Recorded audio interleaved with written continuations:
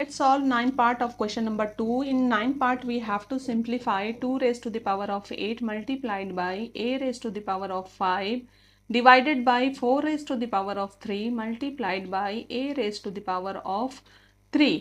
तो अब यहाँ पर हम देख सकते हैं इन दोनों पावर्स का तो बेस सेम है, a है, लेकिन इन दोनों पावर्स का बेस डिफरेंट है। तो हम 4 को 2 के टर्म में लिख सकते हैं, यस लिख सकते हैं by writing it's prime factors. तो 4 को हम क्या लिख सकते हैं, 4 equals to 2 multiplied by 2 and 2 multiplied by 2 equals to 2 squared, right. तो चलिए लिखते हैं। न्यूमरेटर में जितने पावर्स हैं सारे को एज इट इज़ लिखेंगे। 2 raise to the power of 8 multiplied by a raise to the power of 5 divided by 4 को क्या लिखेंगे, 2 raise to the power of 2 और ये पावर एज इट इज़ लिखेंगे 2 raise to the power of 2 raise to the power of 3 multiplied by a raise to the power of 3। अब यहाँ पर हम देख सकते हैं ये पावर ऑफ पावर है और जब पावर ऑफ पावर होता है तो पावर्स को हमको मल्टीप्लाई करना होता है। तो कौन सा लॉ यूज़ कर रहे हैं, we should write over here a raise to the power of m raise to the power of n equals to a raise to the power of m multiplied by n, right? Now we should write numerator as it is 2 raised to the power of 8 multiplied by a raised to the power of 5, मैंने as it is लिख दिया। Now we should multiply 2 and 3, 2 into 3 multiplied by a raised to the power of 3, 2 raised to the power of 8 multiplied by a raised to the power of 5 divided by, we will get 2 raised to the power of 2 3s are 6 multiplied by a raised to the power of 3. Now we can see कि यहाँ divide हो रहा है और divide में हम लोग जानते हैं कि बेस सेम होता है तो पावर को सब्ट्रैक्ट करना होता है।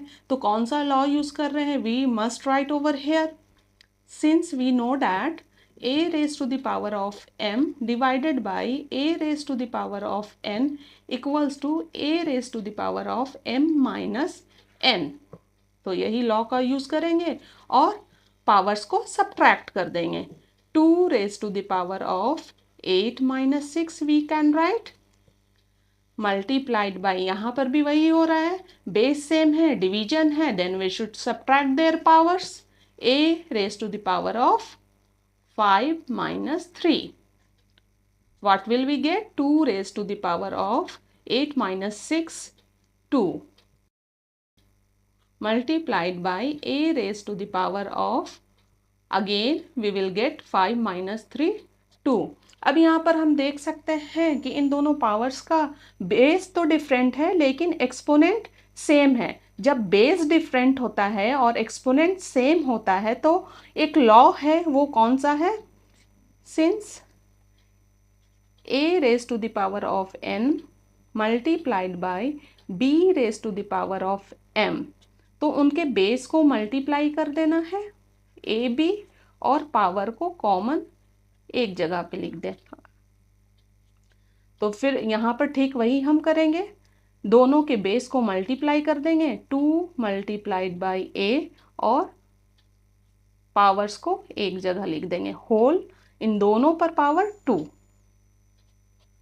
Then we can write 2a whole power 2। This is the answer of 9th part. Now solve 11th part. 11th part में हम देख सकते हैं कि सारे पावर्स का बेस सेम है, 4 raise to the power of 5, 4 raise to the power of 5, a raise to the power of 8, a raise to the power of 5, b raise to the power of 3 and b raise to the power of 2। Only हमें law use करना है और इसे simplify कर देना है। बस यहाँ पर ये समझना है कि a एंड b के बीच कोई साइन नहीं है, it means there is sign of multiplication. तो पहले इन्हें इनके बीच मल्टीप्लाई का साइन दे करके इन्हें सेपरेट कर लेते हैं। 4 raise to the power of 5 multiplied by a raise to the power of 8 multiplied by b raise to the power of 3। Same हम यही डिनोमिनेटर में करेंगे, 4 raised to the power of 5 multiplied by a raised to the power of 5 multiplied by b raised to the power of 2, right? अब law use करेंगे, कौन सा law use करेंगे? Division में बेस सेम होता है तो एक्सपोनेंट क्या होता है? सब्ट्रैक्ट होता है। तो लॉ हमें यहाँ पर ज़रूर लिखना है, since we know that a raised to the power of m divided by a raised to the power of n equals to a raised to the power of m minus n। तो इसी law को use करते हुए exponent को subtract कर देना है जिसका बेस सेम है। 4 raised to the power of, we should write 5 minus 5 multiplied by a की पावर 8 है, 8 से माइनस करना है 5 को, मल्टीप्लाइड बाय b की पावर है 3 minus 2। Now subtract 4 raised to the power of 5 minus 5 0 multiplied by a raised to the power of 8 minus 5 3 multiplied by b raised to the power of 1। और हम ये भी जानते हैं कि any number with zero exponent equals to zero. यहाँ पर वो भी लिखना है, since we know that a raise to the power of zero equals to 1। तो 4 raise to the power of zero equals to, we can write 1 multiplied by a raise to the power of 3 and multiplied by b की power 1 है तो b ही लिखेंगे। It means there is 1, वो understood है। तो 1 कोई भी नंबर से मल्टीप्लाई होता है तो सेम मिलता है, a cube multiplied by b, then we can write only b, a raised to the power of 3 into b is the answer of 11th part. Let's solve 12th part of question number 2, that is the last part. In this part we have to simplify 2 raised to the power of 3 multiplied by 2 whole power 2। अब यहाँ पर हम देख सकते हैं इन दोनों powers का base same है और मल्टीप्लाई हो रहा है, then we can add their exponent. लेकिन यहाँ पर 2 की पावर कुछ भी नहीं है, इट मीन्स देयर इज़ 1। और कौन सा लॉ हम यूज़ करेंगे वो लिखेंगे पहले, since we know that a raised to the power of m multiplied by a raised to the power of n equals to a raised to the power of m plus n। यही law use करते हुए इनके exponents को add कर देना है, 2 raise to the power of 3। अब इस 2 के ऊपर अभी बताया मैंने कोई भी एक्सपोनेंट नहीं है, इट मीन्स देयर इज 1, और ये सारे की power 2। We will get 2 raise to the power of 3 plus 1 4 raise to the power of 2।